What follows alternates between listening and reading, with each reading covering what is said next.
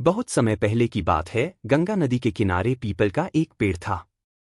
पहाड़ों से उतरती गंगा पूरे वेग से बह रही थी कि अचानक पेड़ से दो पत्ते नदी में आ गिरे। एक पत्ता आड़ा गिरा और एक सीधा। जो आड़ा गिरा वह अड़ गया। कहने लगा, आज चाहे जो हो जाए मैं इस नदी को रोक कर ही रहूंगा। चाहे मेरी जान ही क्यों न चली जाए, मैं इसे आगे नहीं बढ़ने दूंगा।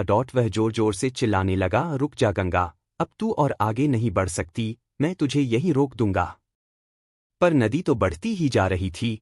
उसे तो पता भी नहीं था कि कोई पत्ता उसे रोकने की कोशिश कर रहा है। पर पत्ते की तो जान पर बन आई थी। वो लगातार संघर्ष कर रहा था। नहीं जानता था कि बिना लड़े भी वही पहुंचेगा जहां लड़कर थककर हारकर पहुंचेगा।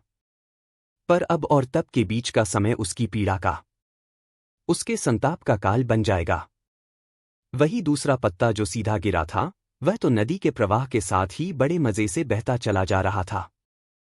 चल गंगा, आज मैं तुझे तेरे गंतव्य तक पहुंचा के ही दम लूंगा। चाहे जो हो जाए मैं तेरे मार्ग में कोई अवरोध नहीं आने दूंगा। तुझे सागर तक पहुंचा ही दूंगा। नदी को इस पत्ते का भी कुछ पता नहीं, वह तो अपनी ही धुन में सागर की ओर बढ़ती जा रही है। पर पत्ता तो आनंदित है। वह तो यही समझ रहा है कि वही नदी को अपने साथ बहाए ले जा रहा है।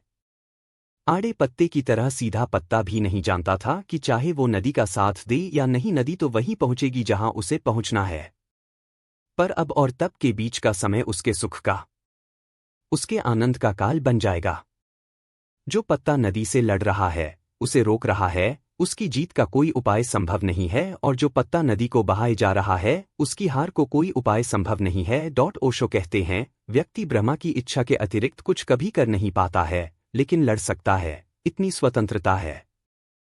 और लड़कर अपने को चिंतित कर सकता है, इतनी स्वतंत्रता है, इतना फ्रीडम है। इस फ्रीडम का प्रयोग आप सर्वशक्तिमान की इच्छा से लड़ने में कर सकते हैं, और तब जीवन उस आड़े पत्ते के जीवन की तरह दुख और संताप के अलावा और कुछ नहीं होगा। या फिर आप उस फ्रीडम को ईश्वर के प्रति समर्पण बना सकते हैं और सीधे पत्ते की तरह आनंद विभोर हो सकते हैं।